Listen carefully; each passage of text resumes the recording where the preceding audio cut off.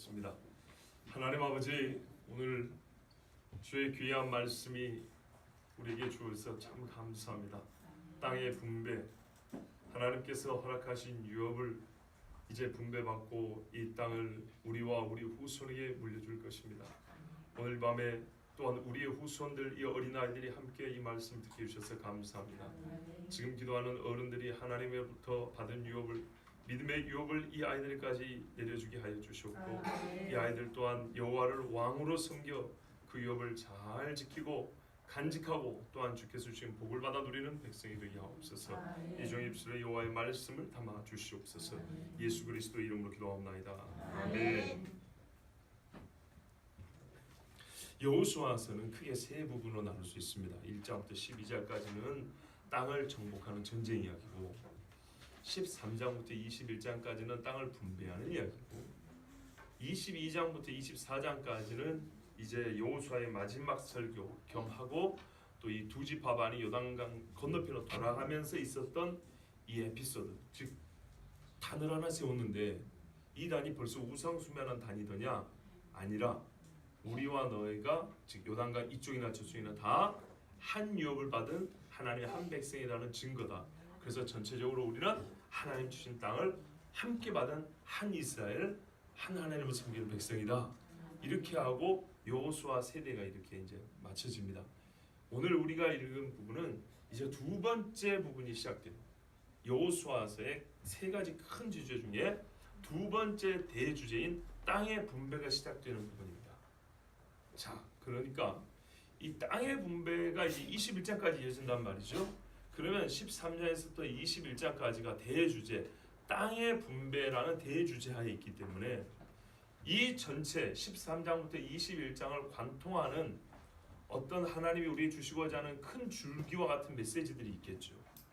그러니까 13장부터 21장까지 일관성 있게 쭉 내려가는 어떤 통일된 하나님의 음성이 들리는 말씀이 있겠죠. 예, 각 장을 읽을 때마다 들려지는, 또는 전체를 보면 딱 잡히는 각 장의 세부 구절을 우리가 다 기름보다도 13장에서 21장을 딱 읽어보면 손에 잡히는 몇 가지가 있어요. 기억나는 또는 기억나야 하는 큰 줄기 몇 가지가 있어요. 그 몇 가지를 중에 제가 세 가지만 여러분에게 미리 이제 우리가 개관 삼아 13장부터 21장까지 땅의 분배 개관으로 세 가지만 요약해서 말씀을 일단 드리겠습니다. 또 중요한 부분들은 읽다 보면 이제 나오게 됩니다. 먼저 13장부터 21장까지 보면 하나님의 약속의 땅이 우리의 생각과는 달리 경계가 상당히 넓다는 것을 알 수 있습니다. 자, 우리는 저를 보세요. 이걸 지금 본문을 해석하는 게 아니고 제가 13장부터 21장을 읽어갈 때에 이런 것을 미리 염두에 두면 좋다는 거예요. 아시겠죠? 그래서 지금 가르쳐 드리는 거예요. 가나안 땅이 곧 약속의 땅이죠. 그런데 보시면 알겠지만 땅을 언급할 때 그 땅의 경계가 가나안을 훨씬 넘어갑니다. 자, 우리는 약속의 땅이 가나안 땅이라고 생각을 했어요. 근데 가나안 땅은 엄밀히 말하면 대표적인 가나안 7족속이 아모리, 히위, 기르가스, 브리스 이런 족속이 살았던 땅을, 요단강 서편에서 이 7족속이 위주로 살았던 땅을 가나안 땅이라 그러긴 합니다. 그런데 가나안 땅만이 하나님이 약속한 땅이 아니었어요. 사실 민수기에도 보면 하나님이 약속한 땅의 경계는 가나안 땅보다 넓습니다. 결론을 말하면 가나안 땅은 약속의 땅의 중심이긴 한데 가나안 땅만이 약속의 땅이 아닙니다.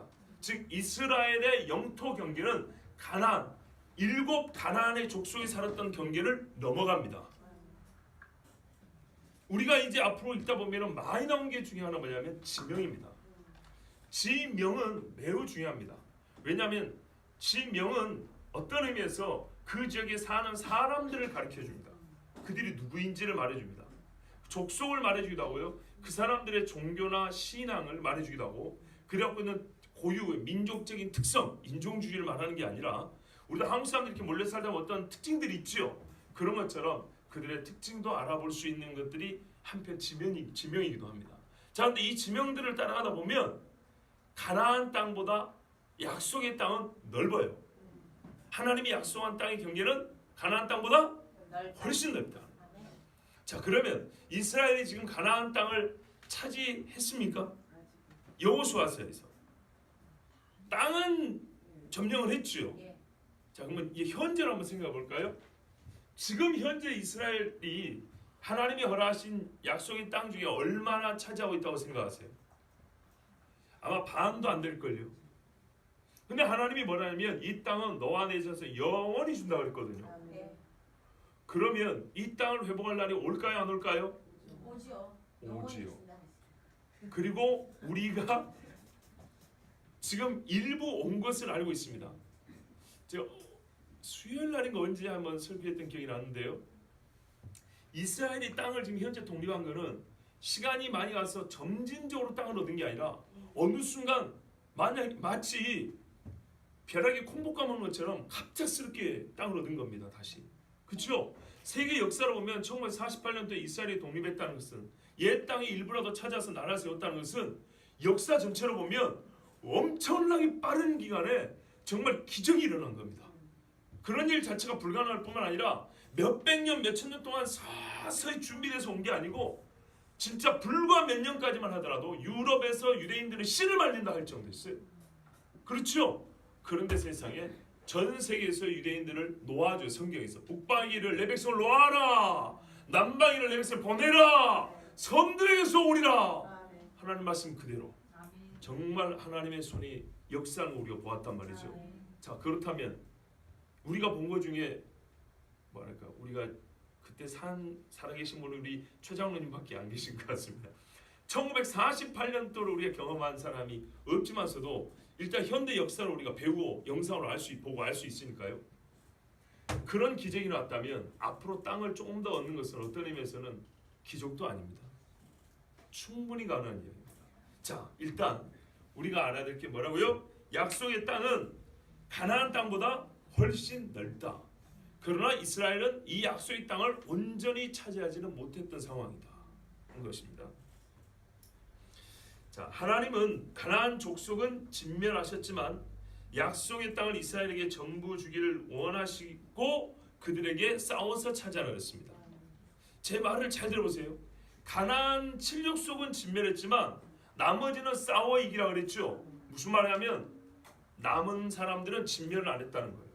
있다고 말했지만 여호수아 앞에 전쟁에도 보면 진멸한 마을이 있고 싸워서 이기기만 한 마을이 있어요. 백성을 하나도 안 남기고 다 없애버린 마을이 있고 백성을 남겨두고 여기는 이제 우리 거야 하고 깃발 꽂고 나온 동네가 있다고요. 그 차이가 있습니다.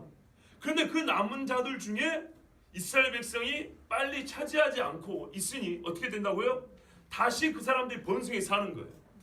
여러분 그거 아세요? 전쟁이 끝났어요. A라는 국가가 B라는 국가를 이겼어요. 그런데 역사 중에는 어떤 역사를 했냐면 전쟁이 끝난 다음에 신 B가 더 많은 영토를 차지한 경우가 있어요. A가 이겼는데 B가 A의 영토를 차지한 경우가 있다고요. 그런 경우는 어째서 그런지 아십니까? 총칼로는 이쪽이 이겼는데 다른 층에서 정치적 협상이나 경제력에서 이쪽이 이겨가지고 결국에는 이쪽이 이쪽 땅을 먹는 경우가 있어요. 우리 현대 역사도 있다는 2차 대전 후에 예를 들면 어떤 섬의 경우에도 미국이 일본을 이겼잖아요. 결국엔 그랬죠. 그러나 전쟁 끝나고 얼마 지나고 나니까 일본 사람들이 미국 땅을 많이 찾아오고 있는 거예요. 지금 여러분 생각해보세요. 미국 사람들이 일본 땅을 빌리겠지 그거 사가지고 자기 거 한 게 많습니까? 아니면 일본 사람이 미국 가서 얘기를 우리 땅을 사가지고 내 땅 이렇게 한 게 많습니까? 후자가 더 많죠. 이거는 그냥 하나의 이해를 시켜드려서 예를 든 겁니다. 이스라엘 사람들이 전쟁을 이겼는데 희한하게 끝나고 나니까 이 가나안에 살던 여러 잡족들이 사는 지역이 더 넓어졌고 이스라엘 속에 들어와 살고 있는 꼴이 되는 거예요. 이해되시죠? 그러니까 이스라엘이 고요하게 우리끼리 살아야지. 근데 어느 날 보니까 이방 사람들이 들어왔고 우리 동네 같이 살고 있는 거예요. 우리가 분명히 이겼는데. 이런 일들이요 사사기 보면 많이 나옵니다. 그 중에 일부는 왜 그러냐면 하나님께서 분명히 죄의 심판으로 진멸한 족속이 있고 생존하게 일부 남겨둔 족속이 있었는데 그들이 이스라엘을 어떤 의미에서 신앙적으로 이겨버린 겁니다. 자, 그런데 하나님이 뭐라 하냐면 계속 싸워서 차지하라 그랬어요. 이 말은 승리를 준다는 말씀이고요. 결국에는 이 약속의 땅 누가 약속했죠? 하나님이 약속했죠. 인간의 이 미약한 믿음에도 불구하고 하나님은 반드시 그들을 믿음 있게 하시고 끝내는 그 땅을 완전하게 차지하게 하실 것이라는 하나님의 약속을 우리는 듣는 것입니다. 이제 이따 보면 나옵니다. 그런데 이건 한편 종말론적인 언약이라고 볼 수 있습니다. 왜냐하면 이후에 솔로몬 당시에 거의 이 땅을 차지했어요. 솔로몬 때. 근데 그 이후에는 또 다 잃어버렸죠.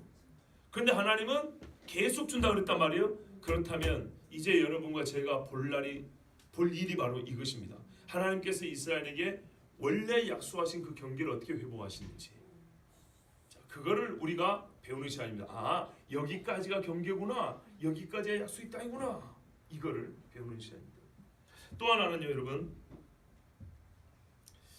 전쟁에서 이스라엘은 절대적인 순종과 헌신으로 가나안과 싸워 이겼습니다. 맞지요? 하나님의 승리를 약속하셨고 능력을 베푸셨고 동행하셨지만, 그래서 전쟁의 승리, 전쟁 승리의 절대적 요인은 하나님께 있지만 또 한 가지 분명한 건 이스라엘의 헌신과 순종은 그 요인, 그 원동력인 하나님의 힘이 결과적으로 결과를 내는데, 즉 열매를 얻는데 이들은 그들의 수고하는 손이 도구로 쓰일 수 있도록 하였습니다. 그걸 우리는 절대 부인하면 안 됩니다. 자, 여기서 제가 한 가지 물어보고 싶습니다. 여러분, 전쟁에서 승리하기 위한 순종과 전쟁으로 얻은 땅을 나누기 위한 순종 중 어느 것이 더 커야 한다고 보십니까?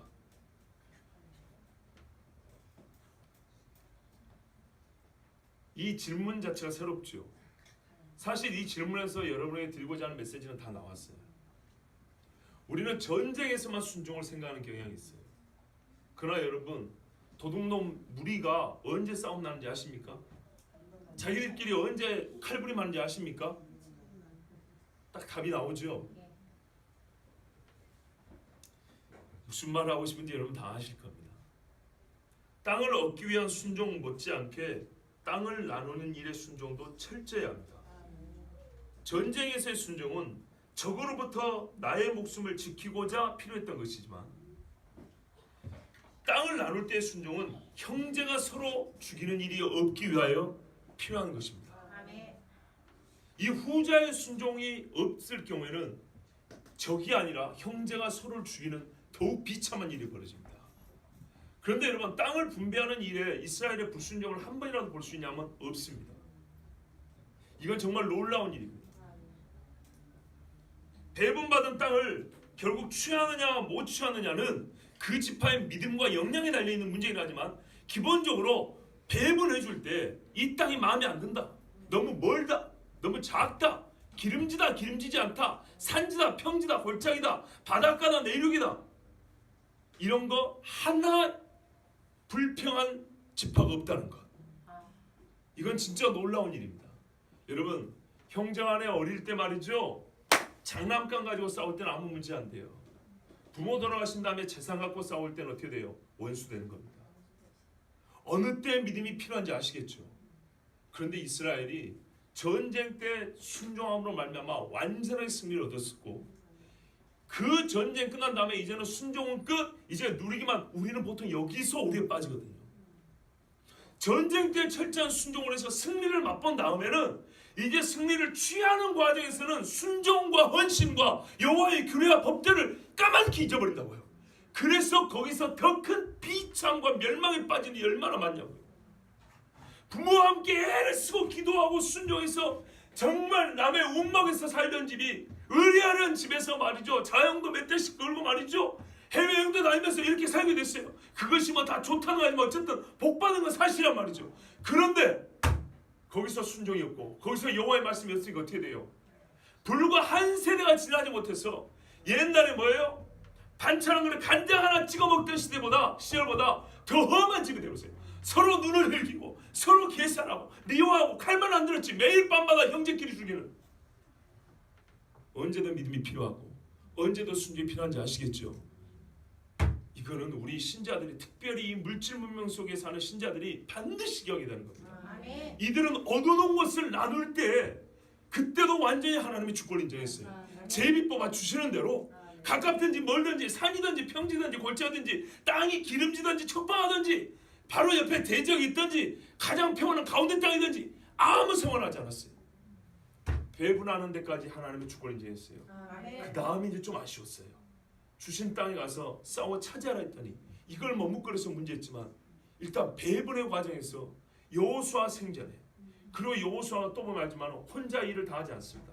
엘르아셀 제사장과 협의를 하고 이 지도자들과 함께합니다. 무슨 말이냐? 리더십이 독보적인 리더십이 필요할 때 있지만은 합력하고 동역하는 리더십이 필요할 때가 있어요. 근데 분배할 때는 전쟁 때와 조금 달리 분배에 있어서는 독보적인 리더십보다는 동역하는 리더십이 더 필요했던 것인데 여호수아는 그것을 분별해야 하는 지혜가 있었어요. 그래서 제사장이 자기가 죽고 난 다음에 이 족속들의 어른이란 말이에요. 제사장을 불러서 같이 협의하고 같이 거기 있는 동석한 자리에서 땅을 배분합니다. 그래서 그 권위 아래서 여호와의 지켜보심과 여호와의 권위, 여호와의 법도가 우리에게 있고 또 그걸 지켜야 한다는 것을 암묵적으로 이 지파의 지도자들에게 마음에 심겨주면서 제비 뽑아 땅을 나눌 때 그들에서는 일전의 불평불만 없이 평안 가운데 하나님 주신 유업을 나눴다는 것입니다. 그 다음에 이제 크게 두 번째입니다. 요단강 동편을 먼저 점령했었죠. 땅의 분배도 요단강 동편부터 시작합니다. 우리가 앞에서도 말씀드렸지만 자칫하면 강을 경계로 이쪽은 약속의 땅, 저쪽은 안 약속의 땅, 혹은 덜 약속의 땅. 제가 약간의 언어 유희를 쓰는데 이해하시죠? 예. 골도 이렇게 농구 골대 넣으면은 골인이 있고 노골이 있죠. 근데 이게 골이 될 뻔하다가 안 들어간 건 덜 골. 예, 그런 것처럼. 예. 애매하거든요. 이방 땅도 아니고 약속의 땅도 아니고 덜 약속의 땅인 것 같은 그런 애매한 판단이 내려질 수 있는 곳이 어디냐면 요단강 동편 두 지파 반이 사는 땅이었어요. 그런데 여호수아서는 분명히 말합니다. 거기도 하나님이 약속한 땅이라고.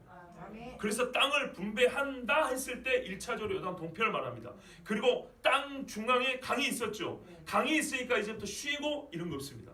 강이 있었으니까 강 오른편은 이런 식으로, 강 서편은 저런 식으로, 방식도 다르지 않습니다. 완전히 똑같습니다.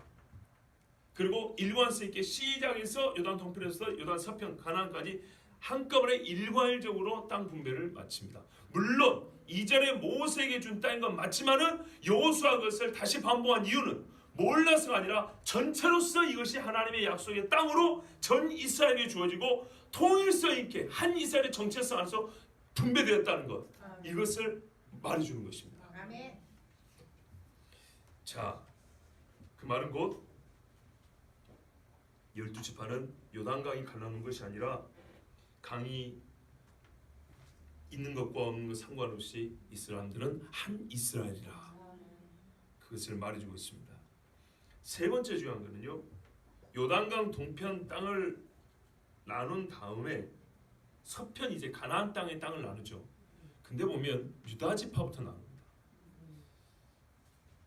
그 다음에 에브라임을 나눕니다. 그러니까는 형제의 서열로 나눈 게 아닙니다. 유다는 넷째 아들이죠. 에브라임은 요셉의 아들이기 때문에 11번째 아들입니다. 어쨌거나 형제들의 차서에 따라 나눈 게 아니고 뭔가 의도가 있죠. 나눠줄 때 유다가 제일이요, 그 다음에 요셉의 아들 중에 둘째 아들인데 손을 엇갈려, 그렇죠? 에브라임이 큰 자가 된다 그랬죠. 에브라임이 그 다음에 땅을 분배받습니다. 그 다음에 므낫세입니다. 므낫세 반은 이미 요단 동편에 있었고 남은 반이 서쪽, 즉 가나안 쪽에서 땅을 받습니다. 무슨 말이냐면 봐보세요. 희한하게도 이런 표현을 써서 죄송하지만 맞는지 모르겠어요. 솔직히 희한하다는 말이, 왜냐하면 제 자신이 이걸 완벽하게 이해하기가 어려워요. 저도 왜 이렇게 할지 잘 모르겠어요. 어느 집안에나 장자는 한 명이잖아요. 근데 성경에서 하나님이 12지파, 즉 12야곱의 아들은 장자 내지는 장자적 권한이나 권리를 준 지파가 세 지파가 돼요. 완전 띵호해야죠. 여러분 아는 지파가 어디 있습니까? 여러분 아시는 요셉 지파죠. 요셉은 뭐라면은 장자의 권한이 가지고 역대사에 보면 그 나왔어요. 그래서 더블을 받았다고요. 에브라임과 므낫세 더블을 받았다고. 이게 장자가 받는 복입니다. 그러니까 물질의 복은, 땅의 기업은 에브라임과 므낫세로 요셉 지파가 장자권을 받았는데요. 머리 되는 장자의 권한은요, 유다에게 갔다고요. 왕이 유다에게서 나온다. 규가 유다에게서 나온다. 실제적인 왕권을 가지고 있는 머리 노릇은 유다가, 이것도 역시 장자가 가지는 거예요. 원래 한 집안에, 그죠? 장자가 가진 게 아니라 장자에게 원래 이런 것들이 있어요. 근데 이것이 나눠져 있다는 거예요. 또 하나 장자 지파가 있어요. 누굴까요?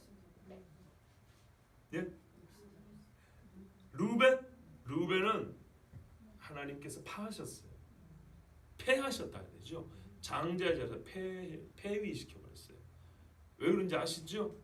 작은 엄마하고 동침했다고요. 아버지의 침상에 올랐다. 그 말은 너는 위광이 월등하다마는, 네가 타고난 능력이 훌륭하다마는 그 훌륭한 능력을 가지고 정말 범하지 말아야 죄를 짓기 때문에 너는 폐위. 세 번째 장자의 권한을 받은 지파는 레위 지파입니다. 레위 지파는 하나님께서 뭐라냐면, 이 출애굽할 때 애굽의 장자들 다 치셨죠. 대신에 내가 너희에게서 한 지파를 취한다 그랬어요. 내 것이다. 내 집을 지켜라. 그 지파가 레위 지파입니다. 그게 확정될 때가 언제냐면 시내산 앞에서 하나님 앞에 번제를 드리고 제사를 했더니 이것들이 금송아지 만들어 놓고 거기서 빨개 벗고 춤추면서 막 술 먹고 또 막 음란한 짓 하면서 애굽의 우상에 절을 했단 말이죠. 뛰어놀면서. 그때 거기 가담하지 않은 사람이 레위 지파 사람들이었어요. 그래서 하나님께서 레위는 그렇지 않아도 내 거라 그랬는데, 레위 너희는 내 집에서 항상 거하여. 그러니까 말하면 레위는 어떤 의미냐면요, 여러분 유업을 잇기 위해서는요 땅의 말뚝방과 지켜지는 게 아니고 선대의 정신을 이어가야 되는 거예요. 신앙을 이어가야 된다고요. 이해되시죠? 하나님을 경외하는 이 믿음을 전수하는 사람이 장자예요. 장자. 한 집안에서 맏아들은 누구의 정신을 가장 많이 담습니까? 아버지의 정신을 담고 또 그래야 되는 거예요. 그래야 소위 세상에서 집안의 그 뭐랄까요, 가훈, 전통, 그 집안의 정신이 이어지는 거죠. 그러니까요, 장자가 가진 거는 어떤 것이냐? 권리이면서 권한이면서 책임이 있는데, 그게 뭐냐? 아버지를 그대로 담아서 이 집이 아버지의 이름으로 계속 이어가게 하는 거예요. 그 말은 신앙적으로 말하면 아버지의 신앙을 계속 이어가는 이 사명을 가진, 그래서 형제들에게 선대로부터 내려오는 하나님을 경외하는 믿음을 계속 가르쳐주는, 이것이 형제들 중 누가 해야겠어요? 장자가 하는 거예요. 그리고 지도력을 발휘하는 것도 장자가 하는 거예요.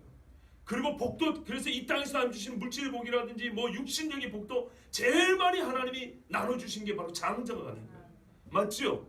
이 세 가지가 대표적인데 이걸 하나님께서 세 지파에 따로따로 나누셨어요. 우리가 이 지파의 땅 분배에서 그걸 볼 수 있다는 거예요. 봐보세요. 요셉의 두 아들은 에브라임은 강 이쪽과 저쪽에 땅을 세 개나 받았어요. 에브라임과 므낫세가 나눠 받았죠. 근데 므낫세는 이쪽에도 저쪽에도 땅이 두 개예요. 하나씩. 에브라임과 므낫세, 즉 요셉 지파의 땅을 보면요, 나머지 지파 몇 개 합해보다 훨씬 커요. 거의 이스라엘 전체의 반이 넘는다고 봐도 돼요.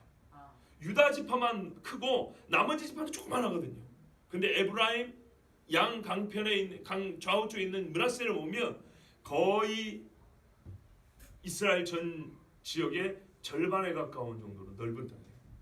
자, 그리고 땅을 다시 정식으로 분배할 때 유다 지파를 우선하였죠. 머리거든요. 그리고 레위 지파는 신앙적 의미도 있지만 일단 장자의 차원에서 뭘 해야 된다고요? 아버지의 신앙, 즉 약속을 후대에 계속 내려가게 해야 되죠. 계속 가르쳐야 되죠. 이 백성이 하나님의 백성으로 보존될 수 있도록 이 사명을 장자는 감당을 해야 되겠죠. 그래서 하나님이 그런 차원에서도 전체로 흩어놓은 거예요. 각 집들에 들어가서 가르치라는 거예요. 형님이 가르치는 겁니다. 하나님의 말씀을 가르치는 거예요. 예배하는 거 가르치고, 거룩한 것과 부정한 것을 가르는 걸 가르치고, 절기 지키는 거 가르치고, 우상을 멀리하는 거 가르치고, 죄를 이기는 싸움을 가르치고, 이게 레위 지파가 하는 일이에요. 이걸 우리가 이 땅 분배에서 읽을 수 있습니다. 하나님께서 제비벌을 우리가 그러니까는요, 복벌 복이지 뭐 이런 게 아니에요, 여러분. 정확하게 하나님의 약속대로, 그리고 장자의 우리가 말하는 인간적인 순서, 수학적인 순서는 다르지만은 영적인 순서는 정확합니다. 또 하나는 여러분 볼 게 있어요. 이 땅의 지파를 나눌 때 하나님께서 이전에 야곱과 모세에게 약속한 게 있어요. 야곱이 죽기 전에 창세기 48장 49절에 보면 후손들에게 축복을 합니다. 그때 49장인가 보면 12지파 각 지파에게 너는 어쩔 것이며 저쩔 것이며 축복을 합니다. 근데 그 복되는 내용을 보면 땅과 무관하지 않아요. 아시겠죠? 어떤 땅은 뭐냐면 너희는 이 바다, 즉 발을 밟는 데서 기름을 밟을 거다, 이런 지파가 있어요. 어느 지파인가 아시겠어요? 나중에 한번 기회가 되면 찾아보기라고요. 저도 지금 찾아가지고 오지는 않았어요. 그 작은 지파들 중에 하나인데요. 실제로 그 지파 지금 앞에 바다에서 가스 발견된 거 아시죠? 기름 나오고 가스 나오는 거. 그 러시아가 그걸 욕심내고 있지 않습니까? 이게 무슨 말이냐? 모세와 야곱이 죽기 전에 12지파를 축복을 했어요. 근데 그것은 각 지파의 지파별로의 그 어떤 그 영적 특성이라든지 그 집안에 고유한 어떤 그 기질들을 보여주기도 하지만은 그들이 차지할 땅과도 관계가 있는 유언 내지는 축복들이었다는 겁니다.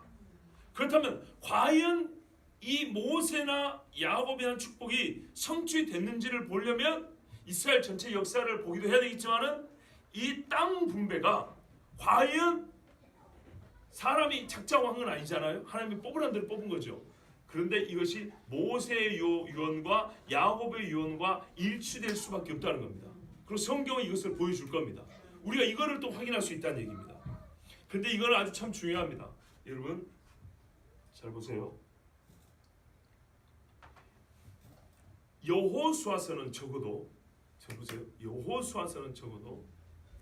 그 본문 안에서의 증거가 아무리 늦어도 여호수아 이후 몇 세대 안 지나서 완결이 됐다는 걸 보여줍니다. 아시겠죠? 뭐 이날까지 해도 여호수아 사후에 얼마 안 돼서 완결이 되었다는 것을 보여줍니다.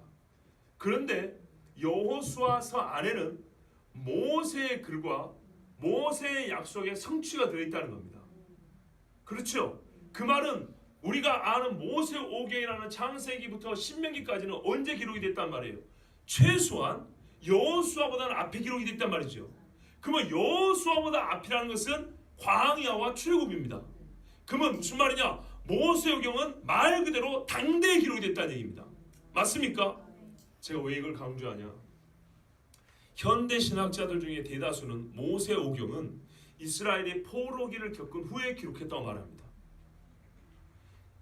이 개떡 같은 소리를 절대 드시면 안 됩니다.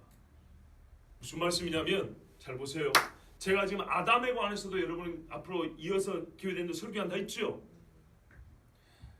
아담의 역사성을 부정하는 사람들이 역사성을 부정하는 증거 중에 하나가 뭐냐면 모세 오경은 모세가 쓴 것도 아니고 모세가 살았던 당시라고 얘기하는 태초에부터 이스라엘이 출애굽할 때까지 그때 당시에 쓰여진 책이 아니다.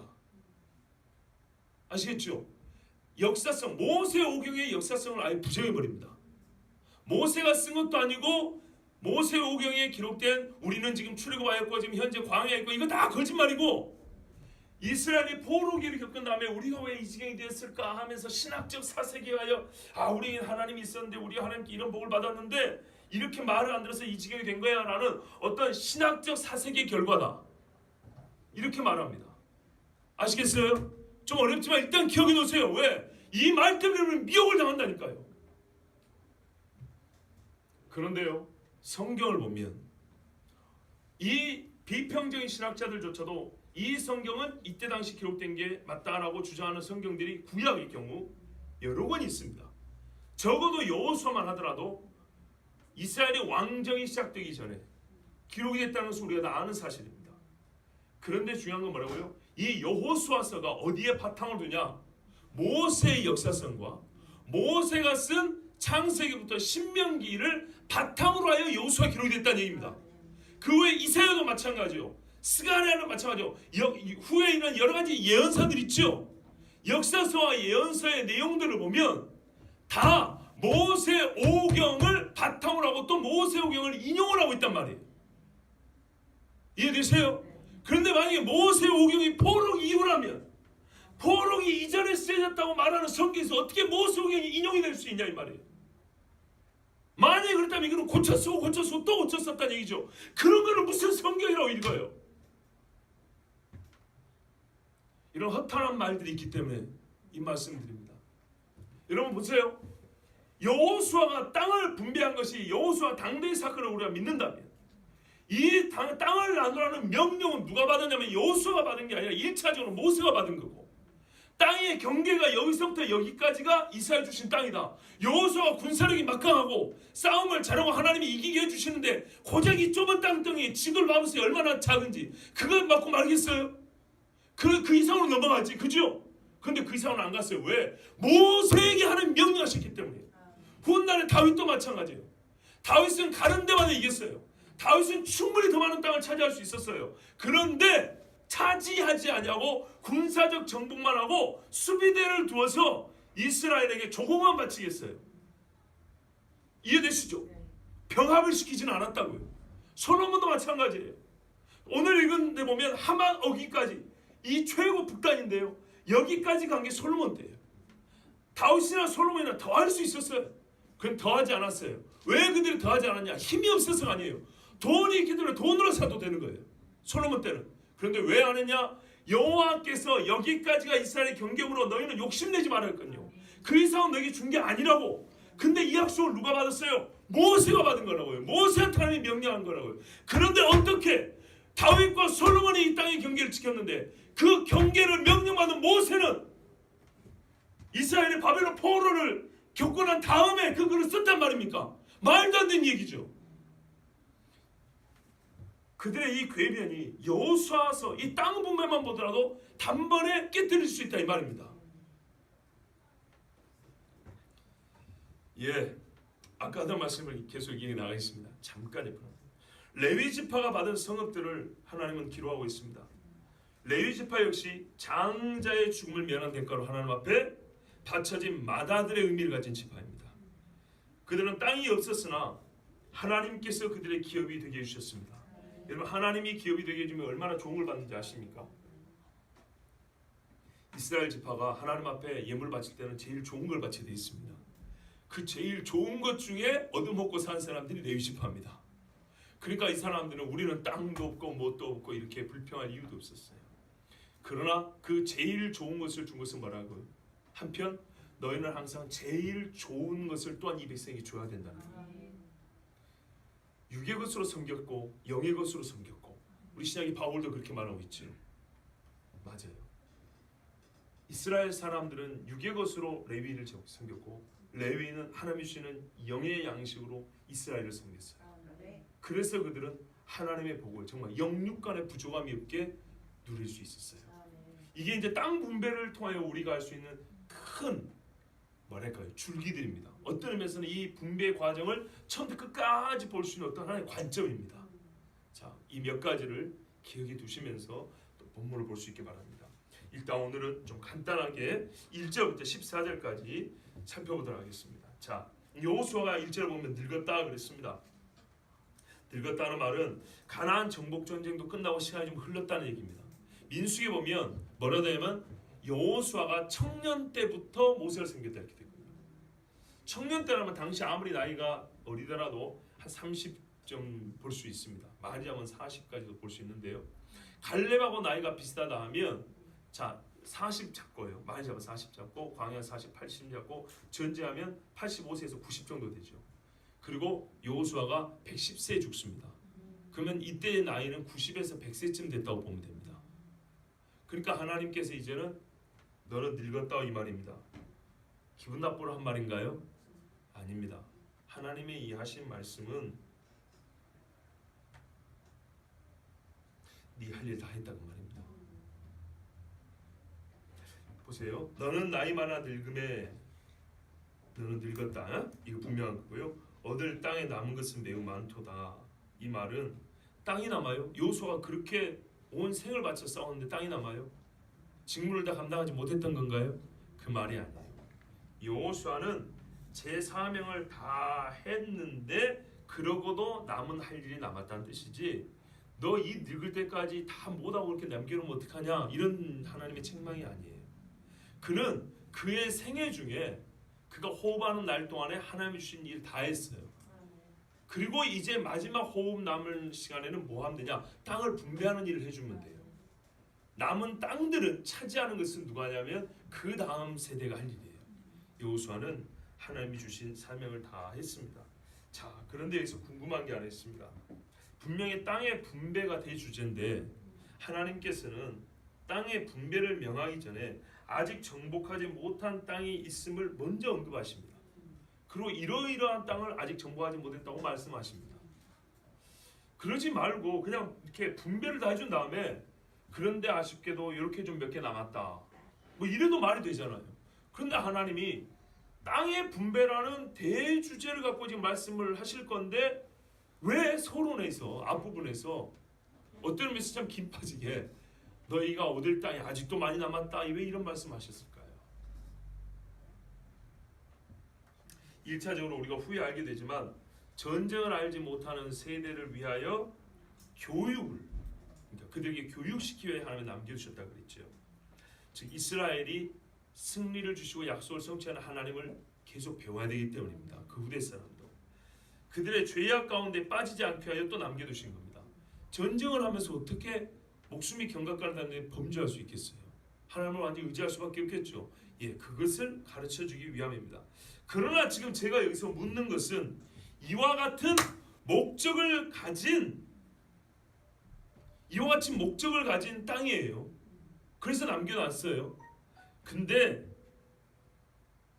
그 이야기를, 그런 땅이 있다고 그러니까 땅을 남겨둔 이유가 아니라 그 땅이 남아있다는 사실을 왜 분배에 앞서서 하셨는가를 묻는 것입니다. 말이 좀 어려운가요? 알겠습니다. 그 대답은 이와 같습니다. 하나님께서 배분하시려는 땅은 아직 얻지 못한 땅을 포함하기 때문입니다.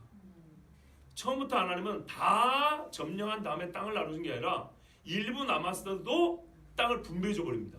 이것은 도리어 하나님께서 이 땅을 주신다는 보다 더 확실한 약속입니다. 그러므로 이 남은 땅에 대하여 이스라엘 백성이 두려워할 것도 없고 여호수아가 죽더라도 그들은 두려워하지 않고 능히 하나님의 약속을 믿고 지금까지 온 것처럼 땅을 차지할 수 있다는 걸 하나님께서 가르쳐주기 위해서, 그리고 더불어 그때는 다음 세대잖아요. 그들이 전쟁을 통해서 하나님 살아계심도 배우고 하나님께서 주신 약속도 확실하게 성취하는, 그렇죠? 그런 역사도 맛보고 말이죠. 그래서 하나님이 지금 말씀하시는 겁니다. 다시 말할게요. 하나님의 땅의 배분은 우리 사람의 생각과는 달리 땅을 차지하기 전부터 배분을 하시는 것이 하나님의 계획이고, 그것은 곧 너희가 지금 너희 생각에 이 땅을 우리가 차지할 수 있을까? 염려하지 말고 두려워하지 마라. 내가 반드시 준다라는 하나님의 불가능을 가능으로 우리에게 보게 하는 그런 약속이었다는 겁니다. 그래서 지금 말씀하시는 겁니다. 약속의 땅의 경계를 또 다시 가르쳐 주심으로 후대가 그들의 할 일이 무엇인지 깨닫게 하려 함입니다. 우리가 지금 차지해놓은 땅, 여기까지가 경계인가? 이럴 수 있겠죠. 그러나 이거다 원래 약속의 땅 일부밖에 안 된다는 거, 그거를 또 가르쳐 주십니다. 그것은 곧 받은 복에 대하여 어떤 자세를 취해야 할지 자연스럽게 알게 하는 것이기도 합니다. 아직 우리의 싸움은 완전히 끝난 게 아니라는 거예요. 2절 보십시오. 그 남은 땅이 어떤 땅이냐? 블레셋 사람의 온 지방, 그리고 그술 사람의 전경이라 그랬습니다. 자, 남은 땅 중에 첫 번째가 블레셋 사람의 땅이랍니다. 와, 블레셋 사람들의 땅이 누구 땅이라고요? 원래 하나님이 이스라엘 준 땅입니다.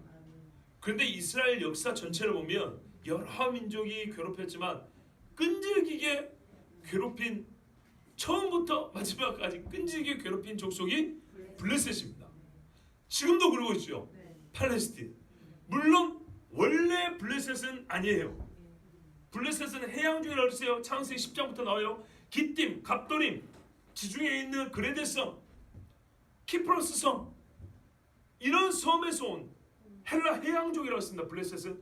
근데 지금 자기들이 블레셋의 후예다. 그래서 원래 여기 조상들 사는 블레셋 땅은 우리 땅이다 하는 팔레스틴 사람들은 전부 다 아랍 또는 중동 사람들, 그렇죠? 아시아계 사람들이란 말이에요. 그러니까 블레셋 사람하고는 물론 끝까지 올라가면 다 아담의 후손이니까 한 집 이걸 할 수 있지만 종자, 즉 종족이 완전 다릅니다.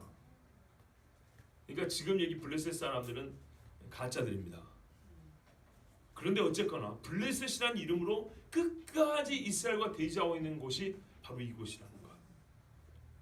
그만큼 하나님께서는 계속되는 역사 속에서 이스라엘의 대적이 될 자들을 알기 때문에 먼저 기부터 이유가 있는 것이죠.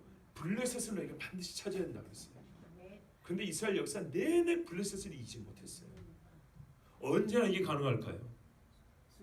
그럼요. 주님 오실 때죠. 우리 생전에 그날을 볼 수 있습니다. 이러면 또 주님 오시는 너무 확정적으로 말해보는가요? 볼 수 있으리라고 저는 생각을 합니다. 그 다음에 그술입니다. 그술이 어디냐 했더니 그술이 두 번 나옵니다.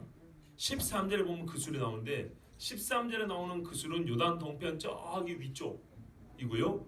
여기 2절 3절에 나오는 그술은 뭐냐면 유다 남쪽에 애굽 가는 길에 있는 땅입니다. 지명이 이름이 같습니다. 자, 이 그술은 뭐냐? 3절 보세요. 애굽 앞 시홀 시내에서부터 가나안 사람에 속한 북방 에그론 지경까지와 애굽 앞 시홀 시내랍니다. 그러니까 애굽에서 가나안으로 가는 길 길목에 있는 데가 시홀이라는 시내가 흐릅니다. 아시겠죠? 여기가 이스라엘이 정복해야 돼. 요 밑에까지 못 간 거야 아직. 시홀은요, 예레미야 2장 18절에 이렇게 돼 있어요. 네가 시홀의 물을 마시려고 애굽으로 가는 길에 있냐? 이스라엘 사람들이 하나님이 지금 책망하는 거예요. 또 출애굽기에 보면 바로가 백성을 보낸 후에 블레셋 사람의 땅의 길은 가까울지라도 바로 이겁니다. 애굽에서 가나안 땅 남쪽으로 이렇게 해안 뚫어오면 바로 블레셋 땅을 마주치게 되어 있습니다. 거기 길목에 물이 있어요. 흐르는 물 시내죠. 어떻게 보면 크게 보면 강이라고 할 수 있죠. 여기가 시올입니다. 애굽 강이라고 합니다. 자, 그 다음에 보면 3절에 북방 에그론이라고 되어 있죠. 가나안 사람에 속한 북방 에그론. 여기는요, 블레셋 땅 중에 가장 북쪽에 있는 지역입니다. 블레셋 5성 에그론, 5성 중에 에그론이 들어갑니다. 그 다음에 우리가 여기 처음 보는 거, 이제 블레셋 그 밑에 보면 가사, 아스돈, 아스글론, 가드, 에그론 다 나오죠? 예. 제가 잘못 말했습니다. 에그론도 2개네요. 가나안에 속한 북방 에그론하고 그 다음에 블레셋에 속한 에그론, 예, 이렇게 나뉩니다. 근데요, 우리가 이제 이게 처음 보는 것 같은 이름이 있는데 그게 뭐냐면 남방 아윗 사람입니다. 이 남방 아윗 사람은 어디 남방이냐면 블레셋 남쪽에 삽니다. 이게 블레셋 땅 중에 남쪽에 더불어서 사는, 블레셋과 더불어 사는 사람들입니다. 근데 여러분 아위 처음 보죠.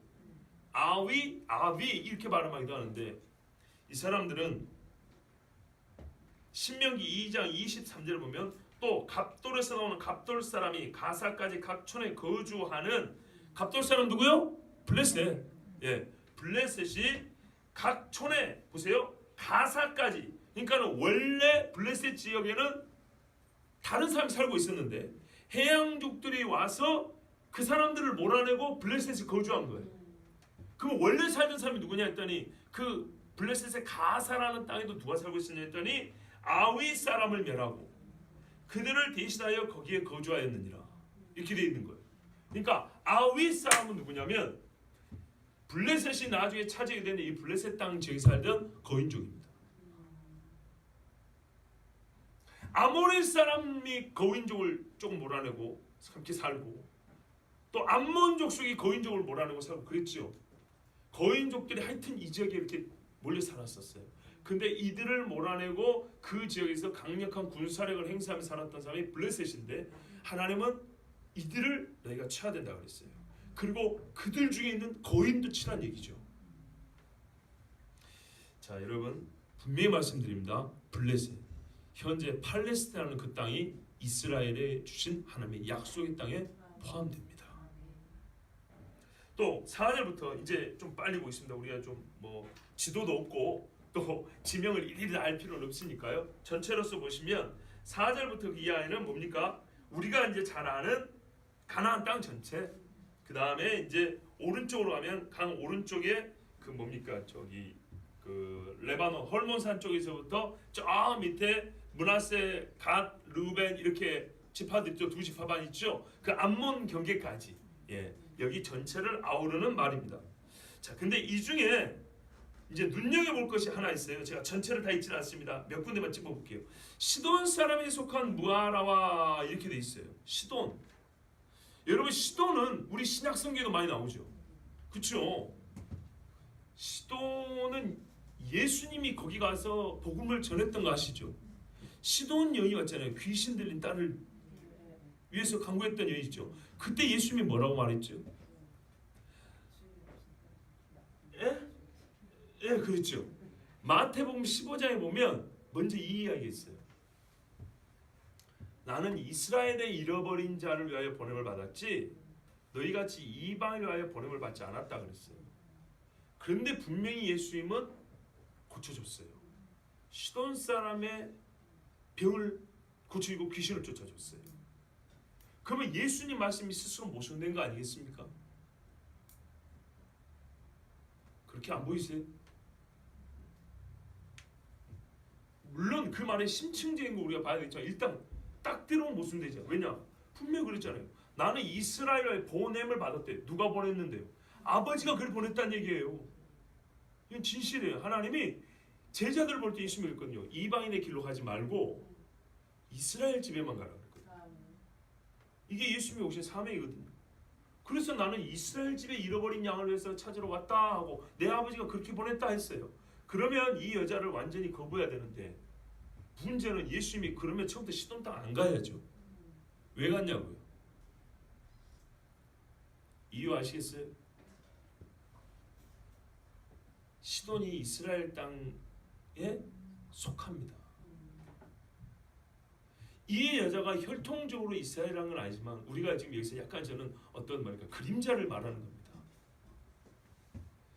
하나님께서는 이스라엘에 약속하기를 시돈 땅이 이스라엘 땅이 된다 그랬어요. 그래서 예수님이 이 땅에 계실 때 이스라엘의 경계를 넘어갔어요. 잘 보세요. 예수님은 이 땅에 계실 때 이스라엘 경계를 넘어서 위로 시돈으로 올라가셨고요. 두로 지방까지 올라가셨어요. 요단강을 건너서 요단 동편까지 가셨다고요. 아시겠죠? 사마리아에도 들어갔다고요. 당시 사람들의 관념으로는 여기는 이스라엘이 아닙니다. 자기들이 차지하고는 싶고 하나님이 약속한 줄은 알지만은 당대의 이스라엘 유대인들이 생각하는 이스라엘 땅은 아니라고요. 거기는 이방인의 땅입니다. 그러나 예수님은 당대 이스라엘이 생각하는 이방인의 땅을 들어가셨어요. 그러면서 뭐라 하냐면 나는 이스라엘 사람의 본을 받았다 그랬어요. 그러니까 이게 제가 명확하진 않다는 거예요. 왜냐하면 그 사람들의 혈통은 전통 이스라엘 사람 아니거든요. 그런데 땅은 하나님께서 이스라엘이 허락한 땅이란 말이죠. 그래서 나는 이것은 종말의 사건을 미리 좀 내다보는 어느 하나의 어떤 예표적인 사건, 그 정도는 우리가 말할 수 있다고 봅니다. 하여튼 이것은 의미가 있습니다. 땅의 경계를 볼 때 예수님이 왜 이렇게 이스라엘 하면서도 스스로 이스라엘을 넘어서서 이스라엘이 땅이 아닌 곳에 가셨을까? 저는 그 답을 오늘 여기서 찾습니다. 하나님께서 분명히 이 지역들이 이스라엘에게 속한 땅이라고 말씀하셨습니다. 그러면 이스라엘 유대인은 왕이라면서요. 당대 유대인은 이스라엘의 대표였고 이스라엘과 동의로서 했단 말이에요. 이스라엘의 왕이란 말입니다. 왕이 가서 그 땅을 통치하는 행사를 했다 이 말입니다. 이해되시죠? 예. 여러분의 표정이 좋으면 보통 이럴 때는 아멘 이래야 되는데 저는 그냥 이해되시죠? 자, 그 다음에요. 그발 사람의 땅이 난데 있어요. 그발이 어디냐면요. 참 중요합니다. 이 시돈 지역에 올라오면은 옛날에 비블로스라는 동네가 있어요. 우리 성경 바이블이라 그러죠. 비블로스 책이란 말이거든요. 옛날에 파피루스라고 이 종이가 나오기 전에 이제 준 종이 비슷한 건데요. 이걸로 책을 만들었어요. 그거를 많이 만들어 가지고 지중해로 무역을 해서 여러 나라에 수출했던 데가 어디냐면 이 비블로스라는 도시입니다. 이 페니키아 사람들이 이거 시돈입니다. 이 지역 또 누구 땅이라고요? 이스라엘이 주신 하나님의 약속의 땅입니다. 그 다음에 하맛은 솔로몬 때 통치한 걸로 나와 있습니다. 왜냐하면 솔로몬이 하나님 앞에 절기를 지킬 때 하맛 어귀에서부터 애굽 강까지, 아까 애굽 앞에 강이라고 그랬죠. 그리고 하맛 쫙 꼭대기입니다. 여기까지 전부 다 솔로몬 때 거의 다 그 땅을 차지해야 됩니다. 그래서 평화가 왔다 그러지 않습니까? 보세요.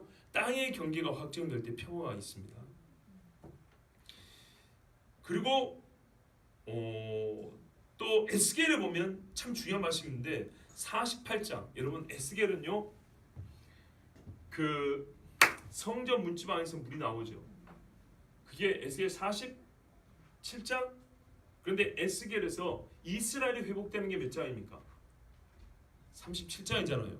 뼈. 그죠? 하나님 뭐라 그래요? 인자야 보느냐 이들은 이스라엘이라 이렇게 말한다고요. 마른 뼈 같은 사람들이 마른 뼈인데 다시 살이 붙고 혈관이 생기고 피가 흐르고 이게 뭐랄까요? 신경이 만들어지고 껍데기가 이렇게 붙여지고 그리고 생기가 들어와서 살게 되는 극히 큰 군대와 같은 자가 바로 이스라엘이라고 합니다. 이게 최종적인 이스라엘 회복인데요. 36장 앞에 보면 그런 게 있어요. 역사적으로 이스라엘이 포로로 끌려왔다가 다시 돌아왔다가 또 하나님 앞에 범죄해서 또 끌려왔다가 다시 돌아왔다가 이방에서 정신 못 차려 하나님 앞에 몇 대 좀 맞다가 이런 게 반복이 돼 있어요. 근데 하나님 뭐라 하면 그들이 이방에 있을 때에도 내가 내 이름을 위하여 그들이 잘해서가 아니라 내 이름을 위하여 내 이름을 거룩하기 위해서 그들을 내가 살리고 돌아오겠다고. 그래서 최종적인 그들의 회복의 아이가 37장에 마른 뼈가 살아나는 이 환상을 보면서 이게 마지막 때 회복될 이스라엘 보여줍니다. 그러면 37장 이후의 얘기는 뭐냐면요.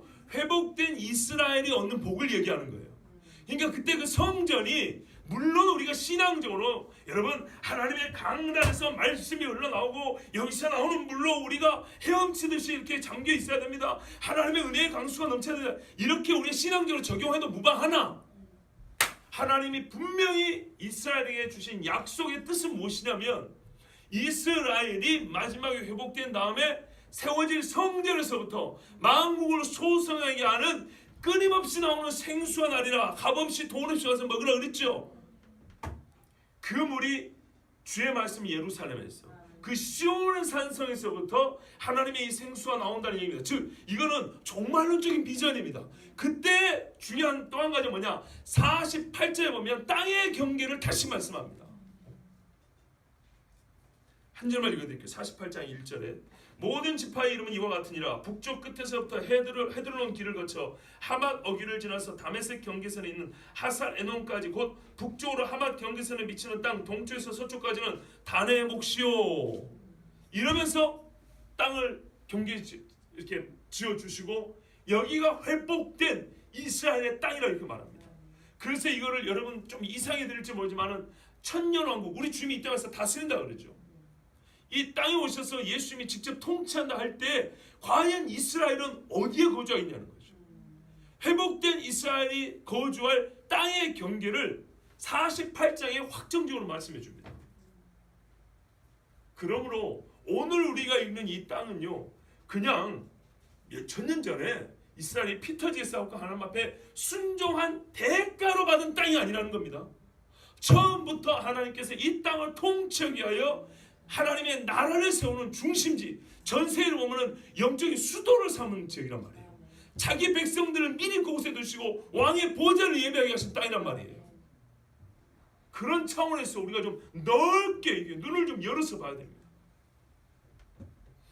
자, 그 땅들이 6절 이하에도 자 기록이 되어 있습니다. 7절까지 이곳이 바로 가나안의 이제 땅이고 8절부터 다시 이제 요단강 동편 기업을 분배를 해줍니다. 거기 보면 므낫세 반지파, 루벤 지파, 갓사람 즉 갓지파의 땅이 기록되어 있습니다. 이것은 제가 세밀하게 다시 말씀드리지 않습니다. 우리가 앞장에서 봤거든요. 앞장에서 봤는데 왜 이게 다시 기록되어 있다고요? 이스라엘 전체 땅 분배에서 이건 소외되지 않냐고 하나로서 전체 이스라엘 땅에 들어간다는 것. 네, 본격적으로 이제 다시 공식적 차원에서 예전에 모세가 주긴 했지만 공식적으로 이스라엘 땅의 분배를 다시 한단 말이죠. 그때 이 두 지파 반의 땅이 소외되지 않냐고 공식적으로 이스라엘 땅 분배에 속한다. 이스라엘 사람들이 거주하는 하나님의 약속의 땅이라는 것을 확정지어주기 위해서 여기에 다시 기록이 되어 있습니다. 그러므로 제가 세밀하게 다시 보지 않고요. 이 의미를 여러분 아시면 되겠습니다. 시간이 많이 가기 때문에 좀 짧게 13절 한번 보도록 하겠습니다. 여기 보면 그술 사람이 또 나오죠. 아까 그술 사람이 있었는데 여기 그술과 마아갓이라고 되어 있는데 사실 별다른 게 아니고요. 마아갓은 그술 사람 중에 어떤 유명한 사람을 얘기하는 것 같기도 합니다. 왜냐하면 한 집안을 이렇게도 부르기도 하고 저렇게도 하는데 특별히 그 집안에 또 좀 이름 있는 사람이 있었다면 그 사람을 대표로 해서 부를 수도 있겠죠. 여러분 누구죠? 다윗의 넷째 아들, 머리끝부터 발끝까지 흠잡을 데가 없었던 아들 이름이 뭐죠? 압살롬이죠. 압살롬이 누구의 아들이냐면, 그러니까 어머니가 누구냐면 누굴까요? 어머니요.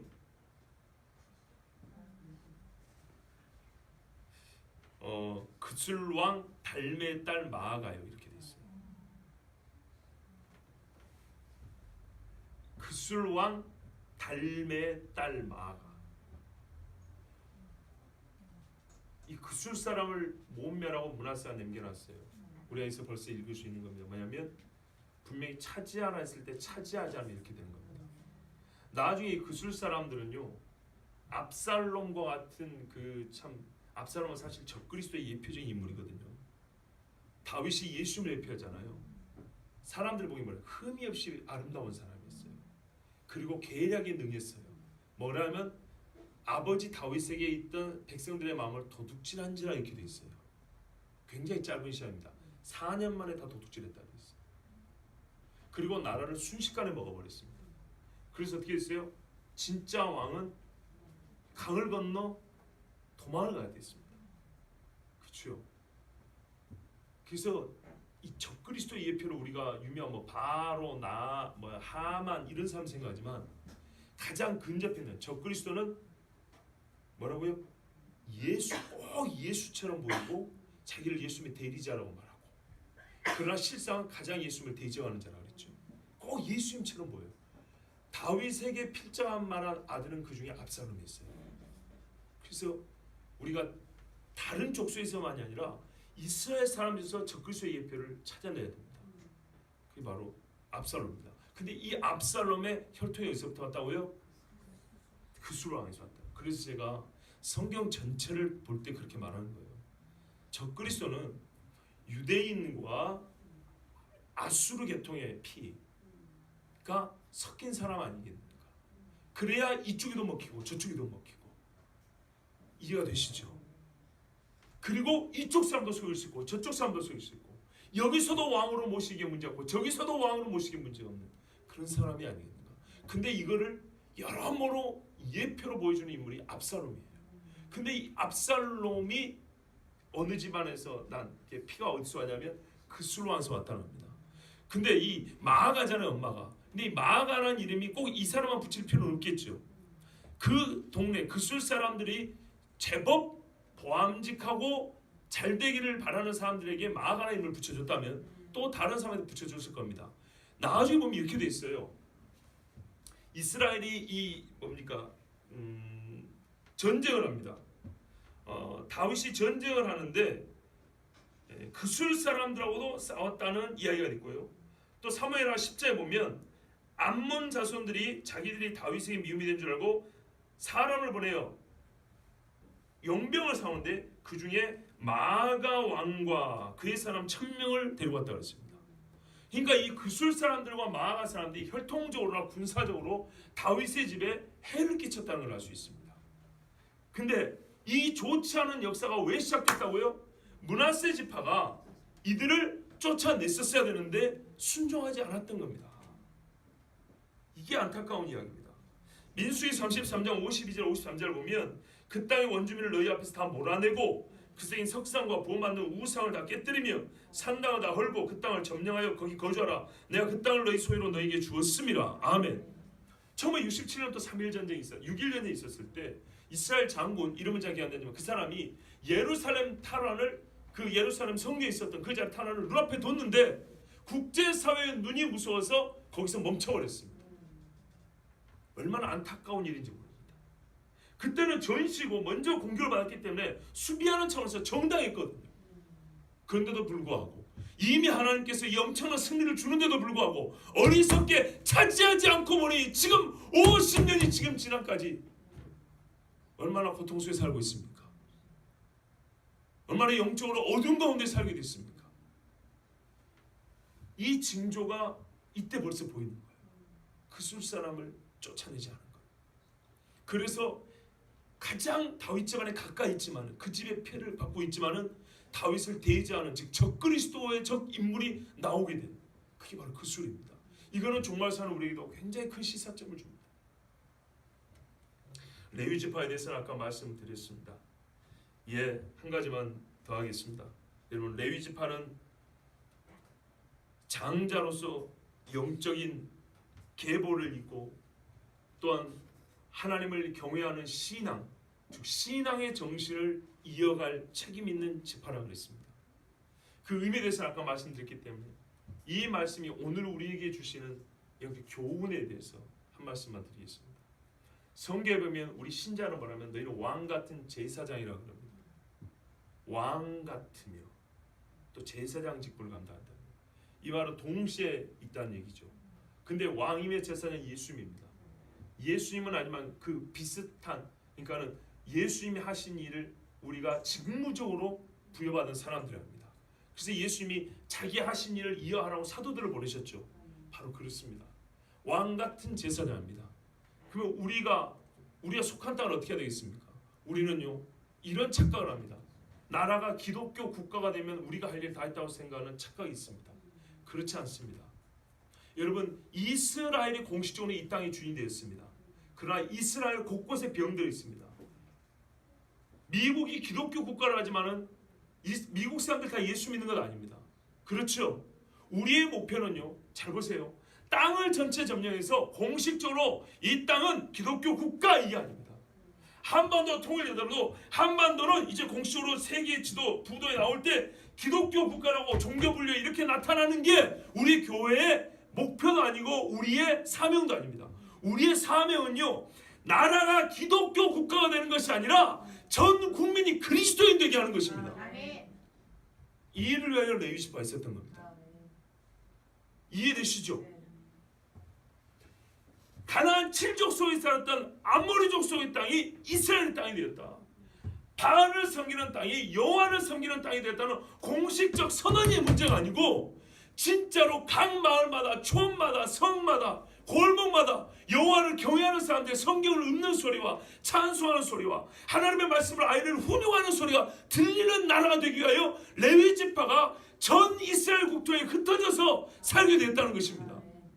왜 이 땅의 산천에 이 교회들이 있습니까? 저 시골에도 도시에도 골목에도 왜 교회가 있습니까? 기독교 국가가 되게 하려고 하는 것이 아니고 예수 믿는 백성이 되게 하려고 하는 것입니다. 이것이 바로 우리가 받은 사명입니다. 가장이 예수 믿으면 공식적으로 대외적으로 우리 집은 기독교 집안 이렇게는 말할 수 있어요. 여러분, 기독교 집안인가고 우리 집 식구가 다 예수 믿는 것은 완전히 별개의 소리인 거 아시죠? 근데 왜 가장이 예수를 믿습니까? 나로부터 시작하여 너와 내 집이 구원을 얻게 하라고 믿는 거 아니겠습니까? 당연히 내가 구원 받는 것이고요. 이게 사명입니다. 하나님께서 레위인에게 주신 것은 그것입니다. 그래서 이 사명을 감당하게 너는 내가 너의 기업이 될 것이다. 내가 주는 거 먹고 살고, 그리고 너희는 가서 이 보배를 먹고 썩지 아니할 소망을 너희 가르쳐 나갑니다. 이 레위인의 사명, 전 세계에 있는 교회와 그리스도에 주신 사명입니다. 이를 신약에서 역시 우리에게 가르쳐 주고 있습니다. 베드로서 1장 3절 4절 읽고 마치겠습니다. 우리 주 예수 그리스도의 아버지 하나님을 찬송하리로다. 그의 많으신 긍휼대로 예수 그리스도를 죽은 자 가운데서 부활하게 하심으로 말미암아 우리를 거듭나게 하사 산 소망 있게 하시며 썩지 않고 더럽지 않고 쇠하지 아니하는 유업을 있게 하시다. 이 유업을 계속 이어나가야 된다는 거예요. 누구 우리한테 그걸 맡기래. 우리한테 부활한 예수를 믿는 우리한테 썩지 아니하고 쇠하지 않고 더럽지 않은 이 유업. 유업은 뭐예요? 조상에서 받은 거 아니에요. 성경 유업은 아브라함이 여호와를 믿음으로부터 우리에게 주신 그걸 말하는 게 아니에요. 그렇죠? 이것을 어떻게 있게 이어가게 하시나니 곧 너희를 위하여 하늘에 가지신 것이라. 아멘. 레위는요 하나님의 성막에서 나온 걸 먹고 살았어요. 그리스도인은요 결국에는 뭘서 나온 걸 먹고 하냐? 하늘의 성소에서 주는 걸 먹고 산다고요. 그래서 뭐라면 하늘에 간직하신 거예요. 우리 유업이 하늘에 있다 그랬어요. 아시겠죠? 무슨 말인지. 레위인이 이 땅에 살면서 신자는 하늘의 유업을 먹고 사는 걸 보여준 게 바로 성막에서 나온 것을 먹고 산 거예요. 그리스도인은 이 땅을 나그네로 살고요 하늘의 유업을 두고 삽니다. 하늘에서 주는 걸 먹고 삽니다. 그래서 우리가 이 땅에 사는 일이 뭐냐면 저 유업을 이어가게 할 수 있도록, 저 땅을, 저 본향을 바라볼 수 있도록 모든 사람들에게 여호와 경외하기를 배우고 예수 그리스도 복음을 증거하는 일, 이것을 우리에게 맡기셨다는 겁니다. 현대 레위는 바로 그리스도입니다. 여러분, 하나님께서 이토록 귀한 진리를 담으셔서 땅의 분배를 시작하셨습니다. 그리고 그 일을 시작하셨고 아직 종료되지 않았습니다. 우리는 그 종료가 가까운 시점을 살고 있습니다. 그런데 여러분, 레위인의 사명은 언제부터 시작했을까요? 땅에 분배할 때 아까 뭐랬죠? 제사장 엘르아살이 여호수아와 같이 있다 그랬어요. 우리가 제사장은 아닙니다만 제사장적 사명을 갖고 있죠. 왜? 너희는 왕 같은 제사장이라고 그랬으니까. 그 땅의 분배가 완료되기 전에 우리 주님이 명하신 거면 땅 끝까지는 내 복음을 증거하라고 했죠. 형식적 공식적 기독교 국가 아니고 기독교 집안이 아닙니다. 우리 집 모든 식구가 예수를 믿는 것이고 이 나라 전 국민이 그리스도인이 되는 데까지 교회 사명은 거기에 있습니다. 바로 이곳이 우리가 하나님에게 약속받은 땅의 경계입니다. 함께 기도하겠습니다. 우리 하나님 앞에 기도합니다. 하나님, 땅의 분배